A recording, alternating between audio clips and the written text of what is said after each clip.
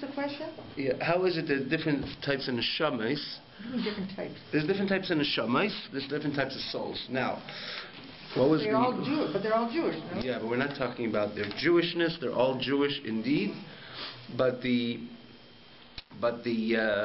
levels of neshamas. So when we said, what does it mean a difference in neshamas? What does it mean a difference in neshamas? We gave an example. The neshama of Moshe Rabbeinu.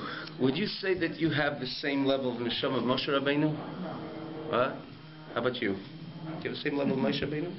No. You could say, maybe yes, maybe not, right? What is it? We say, I'm not like Moshe Rabbeinu. It doesn't mean you're like Moshe Rabbeinu. When you say they have the same level of neshama of Moshe Rabbeinu, meaning that one's going to say, well, I'm not like Moshe Rabbeinu because Moshe Rabbeinu brought the Torah down from Mount Sinai, and I'm not like Moshe Rabbeinu because he's the one who Hashem used him as the tzaddik who is going to perform all those miracles. But so maybe that's why I'm not like Moshe Rabbeinu, but maybe I have the same level of neshama of Moshe Rabbeinu. The answer is no, because when you say someone has a different level of neshama, it's not we're not dealing with how he developed his neshamadikite, means to say how much he developed his godly qualities and how much he devoted himself to God and to godliness, to Torah, to mitzvahs. That's not dealing with the level of neshamas. There you're dealing with how much a person cultivated the energy, his godly energy, which was gifted to him. When we say a different level of neshamas, means even before they had a chance to serve or to use their neshama in their service to God, there are different levels. You say multiple levels in neshamas, even prior to their taking the energy of the neshama, utilizing it. That's the definition of, or that's the meaning when we say differences in neshamas. So we spoke about this in the end of last week in his class about the fact that Moshe Rabbeinu was born. It says the entire home filled with light. When your baby is born, maybe the entire home filled with joy and smiles, but the entire home filled with light? Can't say by every single child. It's about lichtik in stub, yes, you can say it's exciting, but by Moshe Rabbeinu there was a certain glow which came from Moshe Rabbeinu, which filled the whole home with light. Now, Moshe Rabbeinu didn't start serving God at that that age, right? He started serving when he was a few weeks old, maybe, but certainly not right when he was born. And yet, we say that Torah says that right when he was born, that entire home filled with light because of his glow. That shows that there's something within this child that even before he contributes, puts in his effort into serving Hashem, there's something special about him. His neshama is very manifest in that little body. So then we see that. So this is when we say differences in neshamas. It's not how much they serve God. It's even prior they even had a chance to serve God, they were still on a level. So we say Moshe Rabbeinu, we say the neshama of Avraham Yitzchak Yaakov probably had a special neshama. It became even more obvious later than, and this is probably the reason why Hashem chose them, because they were so intuitive to God and the godly reality that's in other words the neshamas were so high. And again we elaborated last week on this idea. When we say a high neshama, obviously you're dealing with a level that they're sensitive to the neshamadikite or they're sensitive to the divine, to the godliness or to the godly reality which exists. As we gave the example last week that Moshe Rabbeinu, one of the classic examples given, remember when the Yidden asked Moshe Rabbeinu, those who were tummy, they were impure, and they asked Moshe Rabbeinu, Hashem said that whoever is impure cannot do the Korban Pesach, cannot sacrifice the Korban Pesach. They told them, went over to Moshe Rabbeinu, it's not fair, we want to do it also, right? And the whole mitzvah of Pesach Sheni was established. If you don't do it the first, you can do it the second, in other words, the 14th day of Chodesh Iyar. So when they asked Moshe Rabbeinu says, wait a moment, I'm going to ask Hashem what we do with this case. And Rashi right away points out, and so many times we see Hashem, Moshe Rabbeinu spoke to Hashem. The Torah itself uses the example, or when Torah wants to personify Moshe Rabbeinu's godless, his greatness, he says, Dibur Hashem panim epanim. He spoke to Hashem face to face like someone or something, so speaks to a friend. So we know this from other verses. But this is something which is very exciting when you read it, or it's something which demonstrates this very point very forcefully, that he didn't come to Moshe Rabbeinu and say, just a moment, let me just turn to God and ask him. And he turns to God and he asks him, comes back with an answer, a brand new mitzvah. That shows that man has his 2 feet over here on the ground, but he's somewhere else. As it says, Tfilu l'Moshe ish Elokim. There's a pasuk, and the Gemara says, a prayer to Moshe. Ish Elokim, he was a godly man, and Moshe says part of Moshe Rabbeinu he was like a part of God. That's why he was a conduit to which godliness was transmitted into this world. So Moshe Rabbeinu has a great neshama even before he invests in neshama, before he cultivates his neshama. Obviously he has that big and great neshama, so much more is demanded from him, and he utilizes this great neshama in order to do more and to serve Hashem more, and eventually it goes all along with him being Moshe Rabbeinu. From the level perspective of his neshama and how much he cultivated his neshama, how much he worked with his neshama. So Moshe Rabbeinu has this great neshama. He's super sensitive to the divine, which the average person, we have to work very hard to be sensitive to the divine. Sometimes a good prayer, sometimes other opportunities. Sometimes it comes from different occurrences in the life of man when he's in a different plane. Sometimes something's good, and hopefully it should always be good. Sometimes some negative, that you tune into a different reality. What is this reality? It didn't exist 5 minutes ago. It always exists. The godly reality always exists. The question is how much we're tuned into it. Moshe Rabbeinu was always tuned into it. That's a great demonstration of Moshe Rabbeinu's neshama was somewhere on high. Now, so the question is, this is where we left off with the question that because this is, I'm going to just repeat over here this detail, the neshama is part of Hashem. That's how the second chapter begins. The neshama is part of Hashem. Alter Rebbe brings the pasuk. If you remember, Alter Rebbe brought the pasuk. It's a part of a God. What? Every Jew's neshama. The Yid is part of Hashem. It's part of Hashem. And Alter Rebbe adds the word mamash, means to say it's not something abstract. It becomes it's something which we could implement and actualize on a daily basis, on an hourly basis, even minute basis, second basis. This is godly reality which exists within us. So how many gods are there? There's one God. Getting to the question of it. There's one God. So there's one God. Apparently, how could there be, by definition, different levels of neshamas?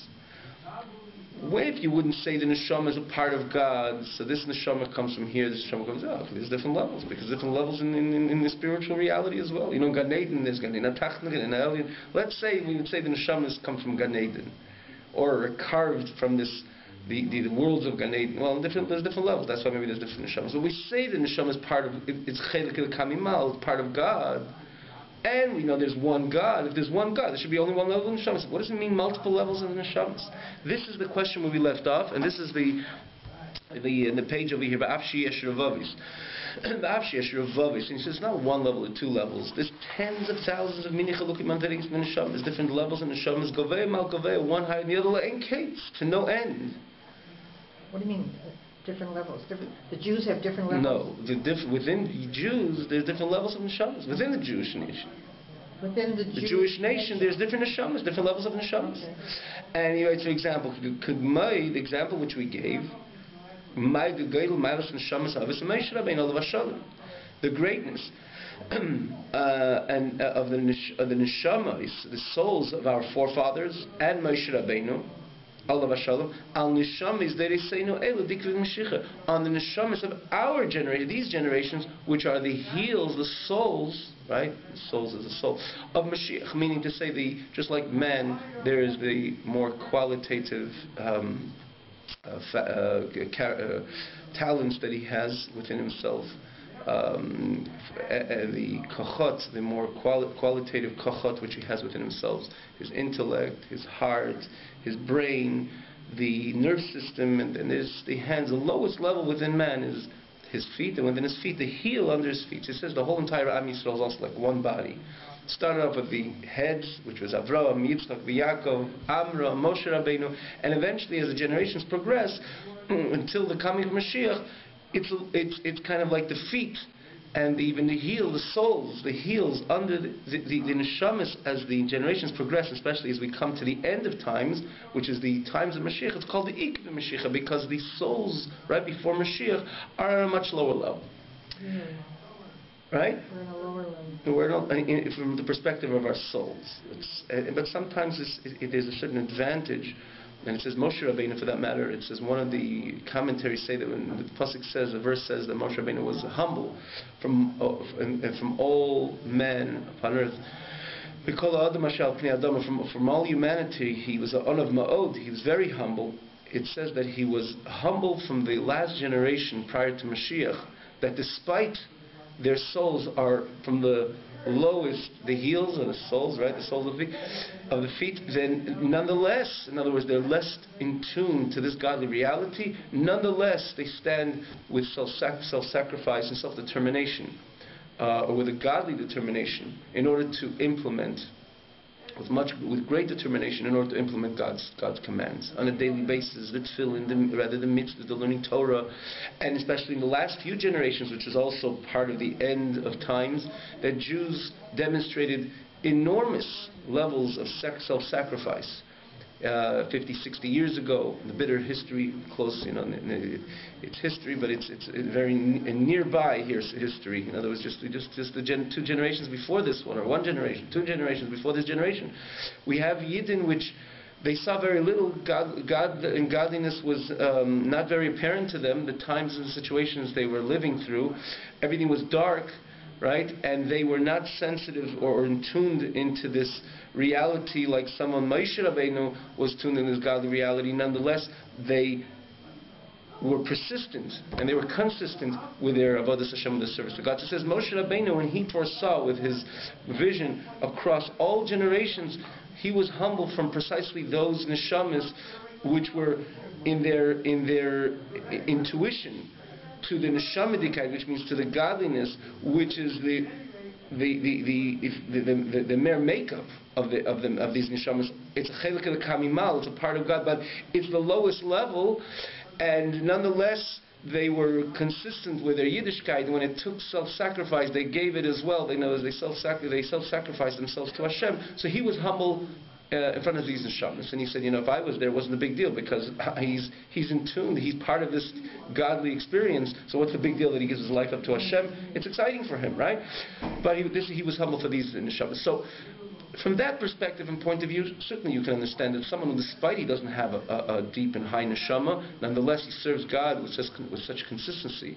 It's something to admire, right? Something to admire, something to envy, and that's what it says. Moshe Rabbeinu was humble. But here we're not dealing with the credit which is given. Here we're dealing with the levels of the neshamas. The neshama of Moshe Rabbeinu, the neshama of Avraham Avinu were much greater on the neshamas of this generation. And you have vast differences and all in between. So he gives very extreme, from the heads to the heel of the feet, and obviously everything in between. You have thousands of years thousands of years and hundreds of generations, and each generation there was different levels of neshamas within generation. Again, as the body, as it's from the head down, it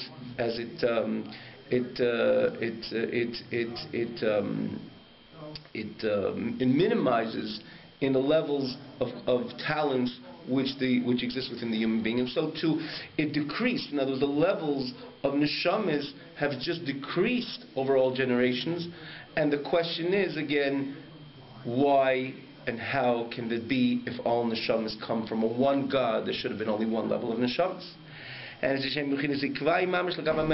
when we say the heels or the souls of they're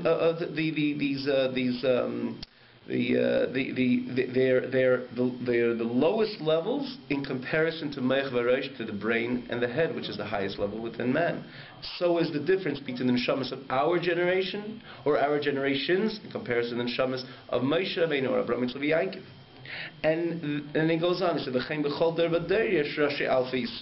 in every generation there are the heads and the leaders of the generation, and then there's the simple people, or the average person, the people within the generation which are not the heads of the generation. So before he was comparing one generation to the other. Here he's saying within the generation itself, there's a Tzaddik Adar, and he's a Rosh Alpha Yisrael, he's a leader of the generation. You cannot compare his neshama to the neshama of anybody else in the generation. And again, and he goes on, then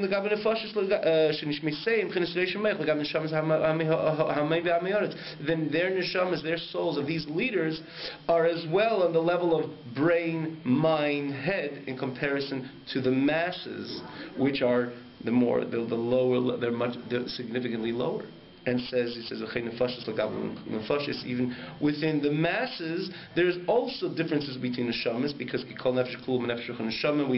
says in Brat and Zohar that every neshama is comprised from different levels: the nefesh, the ruach, and the neshama. So the question is again, how is it that there are differences? And here the Alter Rebbe answers from the words Mikol Makom. Let's say the translation, Nefesh is soul, also Ruach is spirit, and Neshama is also soul, but these are different levels.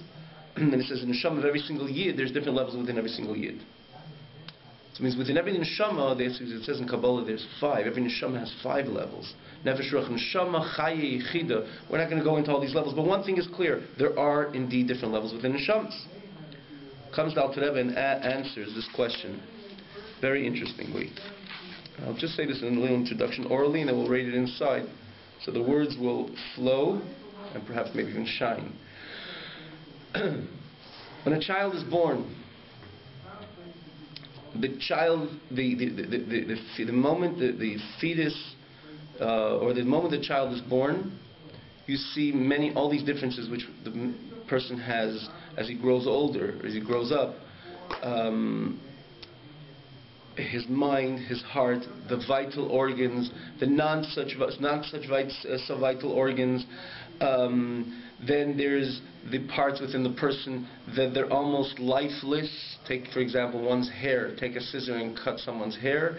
He won't even feel it at all. To say that you're not feeling it because there's no life and energy in this hair, it's not so, because as you leave the hair, it'll continue growing. How is it growing if it's completely lifeless? Because there's in every hair if you take a microscope, they show you that in every hair there's a certain energy which is flowing through every single hair, and that's what makes it grow. So there is energy which coming through the hair, yet take a scissor and cut it, you won't feel it.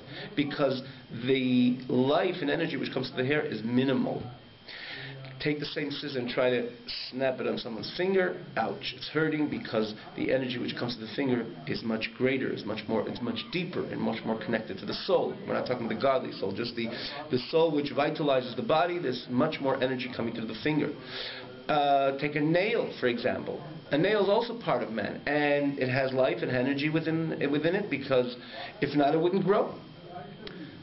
It would never grow if it didn't have any life. Right? Yet in the same token, the life and energy which comes to the nail is also minimal.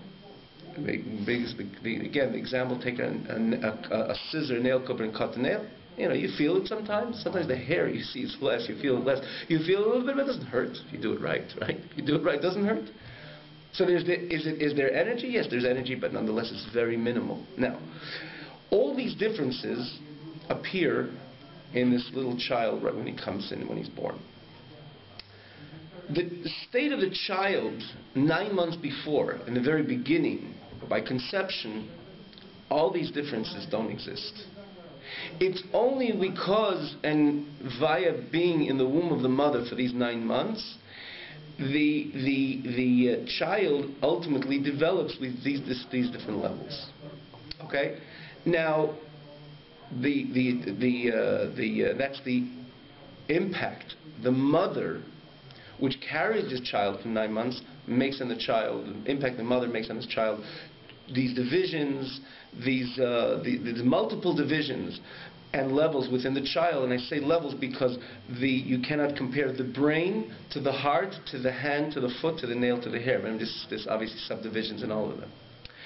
What impacts or what creates those differences and divisions? That's the mother's contribution, as it's in the womb of the mother. In the very beginning, there's nothing. All these divisions don't exist. They're all the same. And what Alter Rebbe is saying is, similarly, that all neshamas come from the same place. They're all a part of God. As he says, Chachmasi, it's all from Hashem's Chachma's wisdom. We explained last week as well, when we say Hashem's wisdom, it's ultimately Hashem himself, because as the Rambam says, Hashem and his wisdom and what he knows, it's all one. So all comes from Hashem. The only thing is, when this Chachma, with this energy from Hashem's Chachma, from the core and essence of Hashem, starts traveling through many worlds, as it journeys through all these worlds, there's certain neshamas that eventually, as they travel through all these different, and we say there's 4 worlds, but there's so many more, till it ultimately enters into this physical world, and eventually into the body of the fetus. it changes. It changes, meaning that it initiates from this godly reality, but just like let's jump back to the example, just like the child, the initial state of the child when it was at conception, everything about it was on the same level. But when it goes through the 9 months and the baby is born, you see that everything 9 months before was on the same level. Eventually, being in the womb of the mother, as the child is born, you find parts of the child, and let's use the extreme example of the nail and the hair, that they were all part of the same idea before that, 9 months earlier, but eventually, because of the process and the impact of the womb of the mother after these 9 months, this just became hair, and that became nail, and that just remained the toe, but that another part remained the hand, and another part remained brain, another part remained heart. So what about the brain? The brain was not impacted as much. It kind of started brain, and it ended up 9 months without being impacted, and that's why it's the most sensitive part of man, is his nervous system and his brain. The heart was impacted a little bit, because it's still a vital organ, but not as much. The hand was impacted much more, that it began something much more sensitive, its initial state, and eventually became a hand. Unfortunately, and we should never know about something, the person unfortunately could live without a hand. Chas v'shalom, chalilah v'chas, it should never happen to anyone. You can't live without a head. And the question is, they both went through the same 9 months. They both were in the mother's womb, but this remained in the same level, or the same qualitative level as its original state at conception. As opposed to other limbs, changed a little bit. This was reformed a little bit, became heart, a vital organ, not as vital as the nerve system. And this became a hand, and this became a foot, and this became a toe, and this became a nail. That became a hair, even though everything was in the same state. So the same thing that we're dealing with. All neshamas come from one place. From one place, which is from the godly chokhmah. It comes from Hashem's wisdom again, which is ultimately, as we spoke about this last week at length, that Hashem and His wisdom are one. But as this energy, this godly energy, which is the neshama, travels through all the different levels of worlds, because the way Hashem created the world, it wasn't.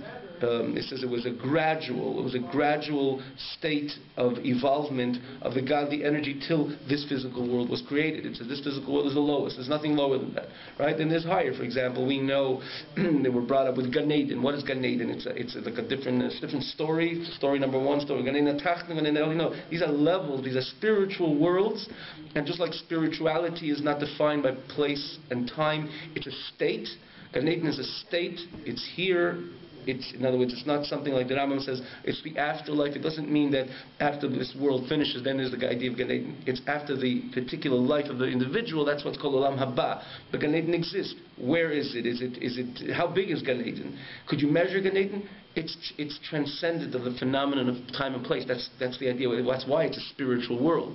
But it is a world, and it has its definitions, and it has its levels of godly revelation. Gan Eden Ha'elyon has greater godly revelation. So this is just an example to understand that there are different spiritual levels. So it says in Kabbalah, there's generally, as the involvement from God to this creation, to this reality, there's 4 levels. Atzilus, Bria, Yitzira, Asiya. One day we'll learn about it, maybe a little, Be'ezus Hashem, a little more. And it says there's also subdivisions. It says there's infinite amount of worlds, but this is the way the godly energy ultimately evolves, and then this physical world is created. This physical world is a different measuring stick. In other words, this time, this place. It's by definition a limited world, a world which is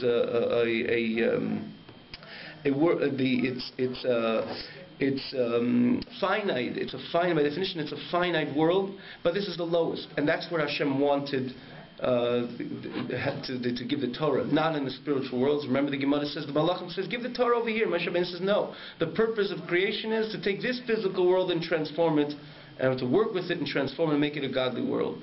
Ultimately, this is the ultimate purpose of creation. that Hashem takes the neshama, puts him into a physical body, and he says, work with the physical world, with a world which is limited and it looks very different than Gan Eden, very different than Olam Haba, very different than Gan Eden Ha'elyon and Gan Eden Ha'tachton, very different than all these spiritual worlds.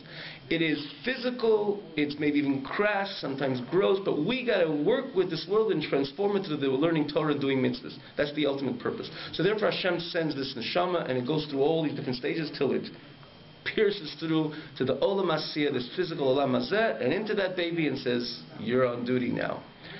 So the neshama of Moshe Rabbeinu, for example, the neshama of Moshe Rabbeinu began there, and that would be similar to the example we gave. It began the brain of the child after 9 months. Why wasn't it impacted? It was in the same womb. Parts of it was not impacted. It began brain and it ended up to be a brain. That's the level of Moshe Rabbeinu. It began in this highest level of Olam Atzilus, which is ultimately Hashem's wisdom. It went through all the worlds, just like my neshama and yours, but it wasn't impacted. So Moshe Rabbeinu was born. The whole house is full with a glow. What happened? This baby didn't even start doing anything good or godly yet. He didn't exert any effort towards Hashem, but his neshama. That being part of Hashem was manifest as he was born, as he entered into this world. Neshama is like myself, or people who live in the last generations, or like he says over here, the comparison between the great tzaddikim and the average. What happened was we are impacted. We are like that fetus because it's sits 9 months in the womb of the mother. Eventually, you look at the toe or the nail of the toe, it was indeed impacted. It's not the way it began. But being in the womb of the mother has changed, has reformed its state. That before, in initial state, it was a higher level, and now it just became a nail. So it's all part of the person. Man has nails, a man has hair, a man has toes. But the neshama, when you say lower neshama, it started in the same place. But as it travels throughout all these different worlds till it comes to this world, it's impacted. And if it's impacted, there is some life. We have a godly life. And we couldn't work hard to find, like you say, you could find the life and the energy in the nail as well. And you could identify, yes, it's not lifeless completely. Leave it on, you'll see it'll grow. It's part of the human structure, but nonetheless, you don't see the vitality, the energy which is in the nail. Look at it in comparison to the hand, to the foot. The foot is dancing in the foot, and therefore, like we said before, try to take a scissor and put it onto the foot or onto the finger, and your person will scream because the energy is so much more evident and manifest in the hand over the toe. But the toe is still part of it, and the nail is still part of it, the hair is part of it.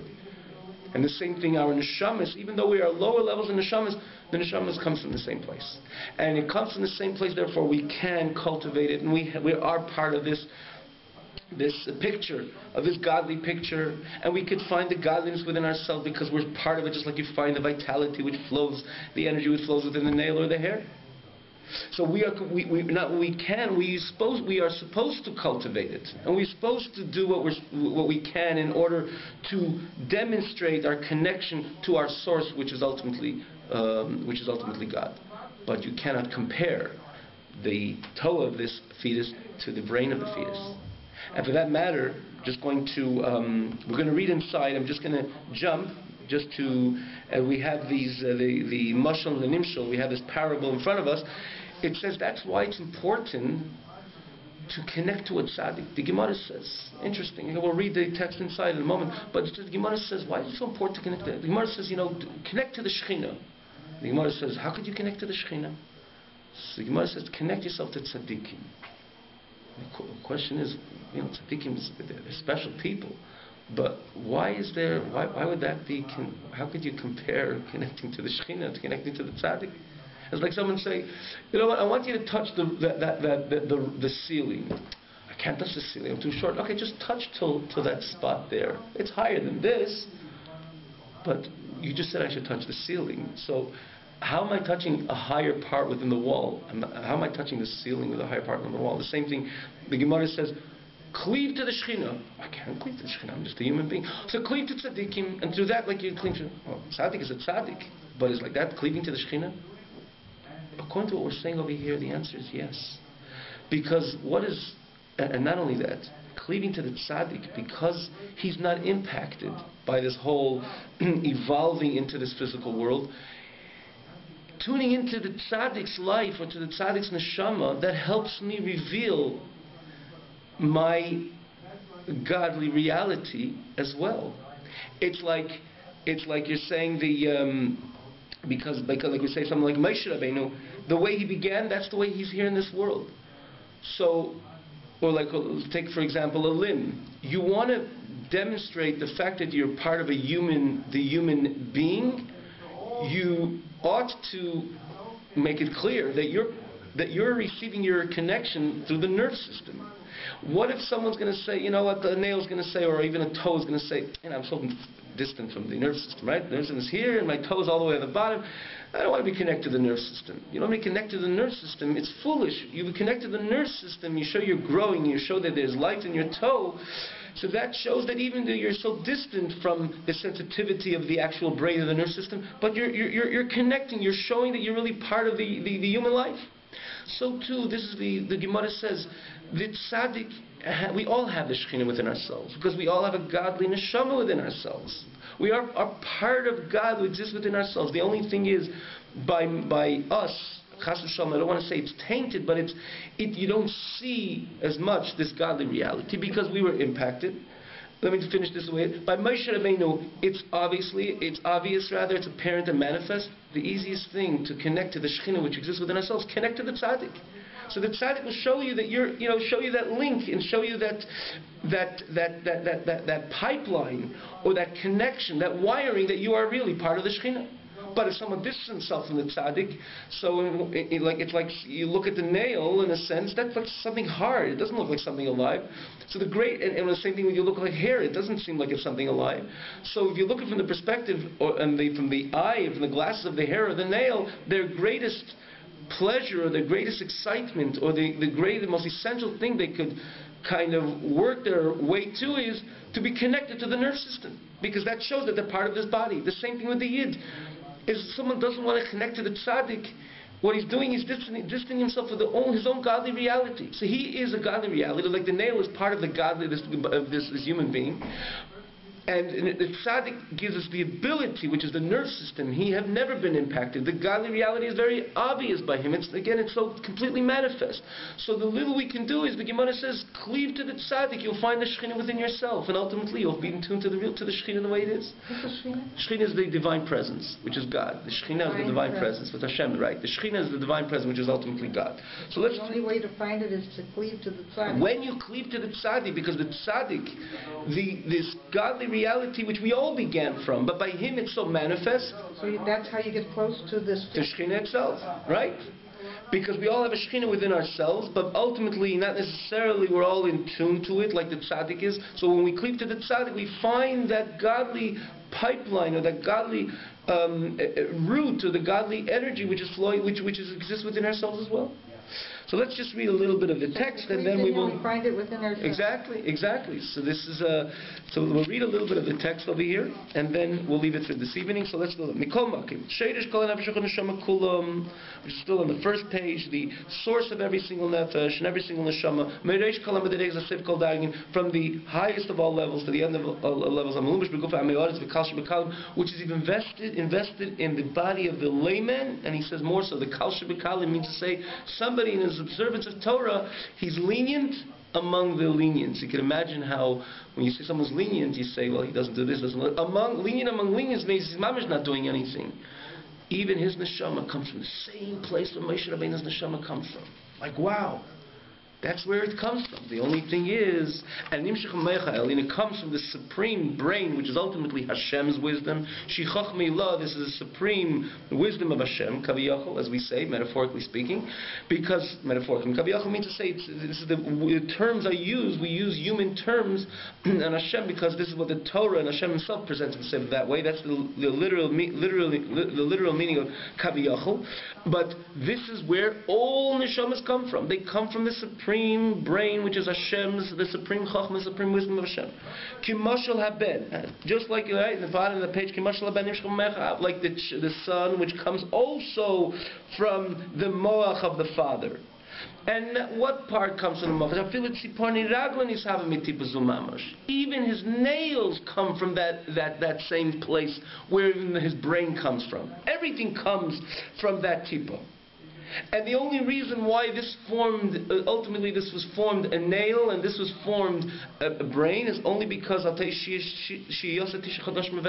because it's remaining 9 months in the womb of the mother, and therefore the yardam madrega is something which is in an initial state by conception where this nail comes from. It looks very different now after 9 months than the way it originated from. Because it was the same level of the brain of the child, but the only thing is it was impacted by being in the 9 months of the womb of the mother. So it descended from one level to another. Lishtan is to be changed and to be reformed. The nails should be created from it. But yet, is this nail part of the human being? Yes. Nonetheless, right? Although it's been altered, in other words, it had been reformed and changed and became a nail, nonetheless it's still connected with an awesome and wondrous connection to its original state, where it originally came from.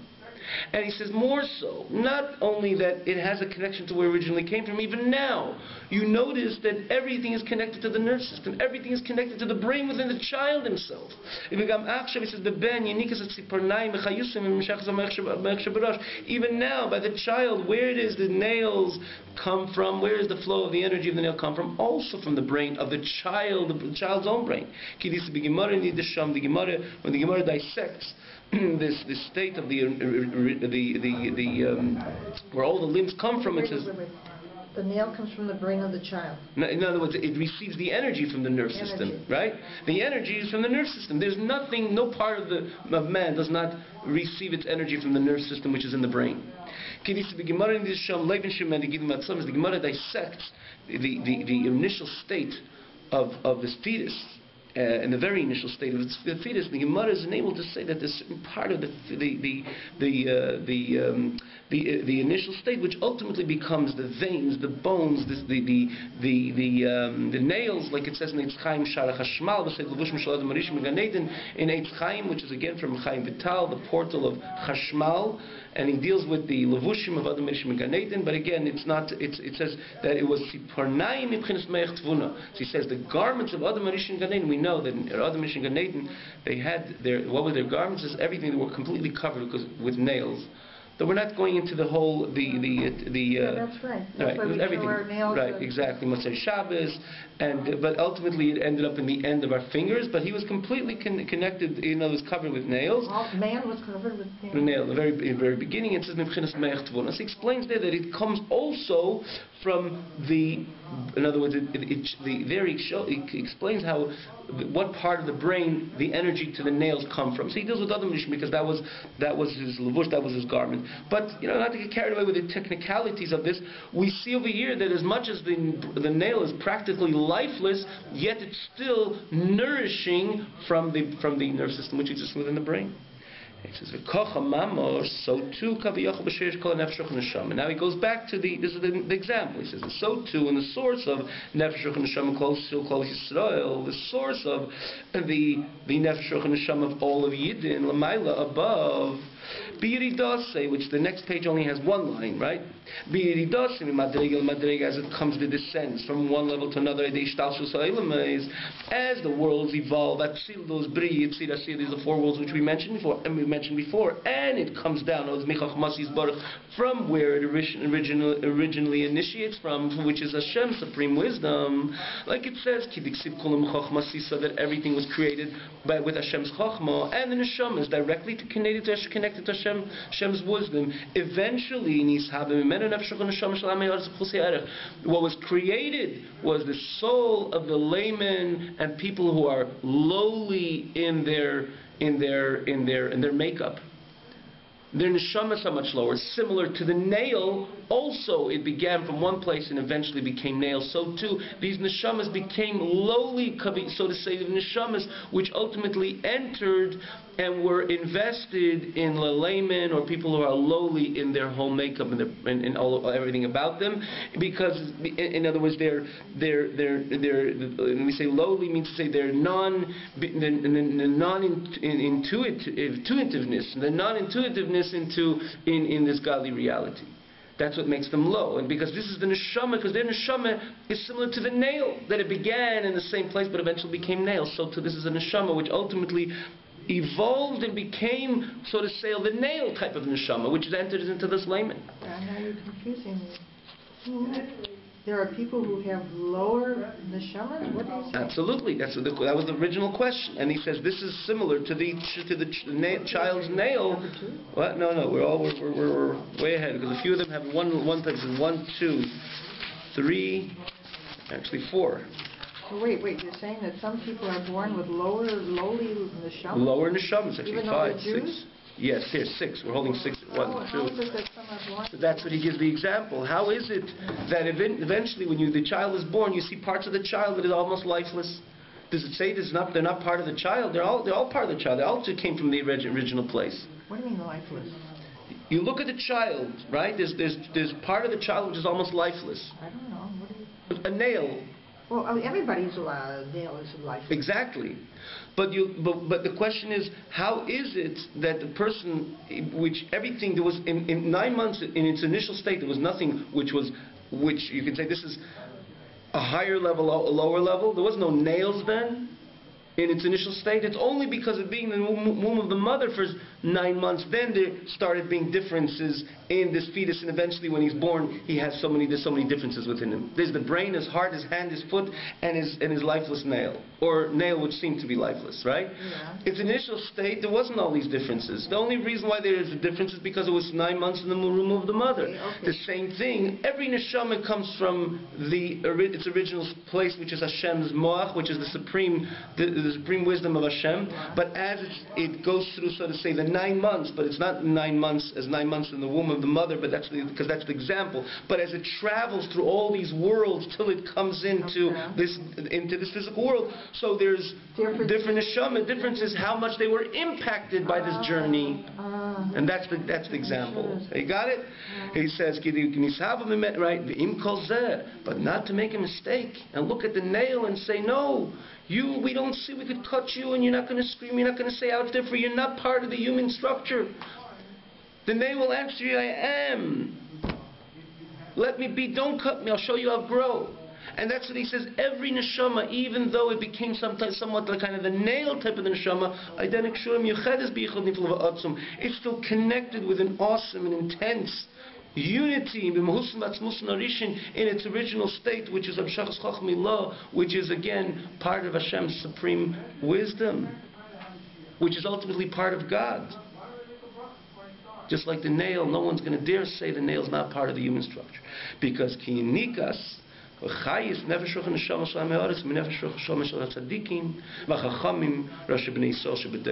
we'll stop over here and let's just try to translate these words, because ultimately, just like the fetus began brain and eventually became nail, but yet it continues to nourish from the brain of the fetus itself, because every limb is connected to the nerve system within the person, and starting from the child right when he's born. So too, the neshama of the simple neshama, or the neshama from the simple layman, ultimately is, before he even makes the decision to connect to the tzaddik, he is already connected to the tzaddik, to the chacham of the day, the tzaddik of the day. The idea is we're given the command, l'davka, connected on the apparent level. Go to the tzaddik, connect yourself to the tzaddik, make it obvious that your connection to the tzaddik. But even before he makes that decision to be connected to the tzaddik, he's already connected.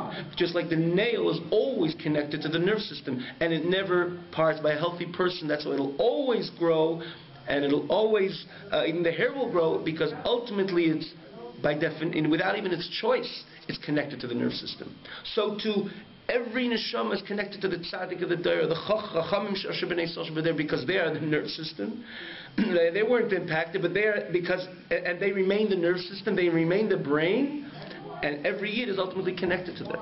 The only thing is, Hashem says, cultivate this connection, make it more obvious in your life, learn from the tzaddik, go to the tzaddik, be connected in the obvious, but even before he does those actions or those steps to connect, he's by definition connected to the tzaddik, because the tzaddik, the neshama within the tzaddik, that chachma, the godliness which exists within the neshama of the tzaddik, is similar to it's not impacted, it's not at all impacted, where our neshama is initiated from. So therefore, just similar to the nail, which is always, even before its choice, I want to be connected to the nerve system, is by definition connected to the nerve system. Our neshamas are connected to the nerve system, which means those tzaddikim which were not impacted, and they remain the nerve system, meaning that they are the godly energy which comes into our neshama, that we could ultimately exercise our neshama, that comes from the tzaddik.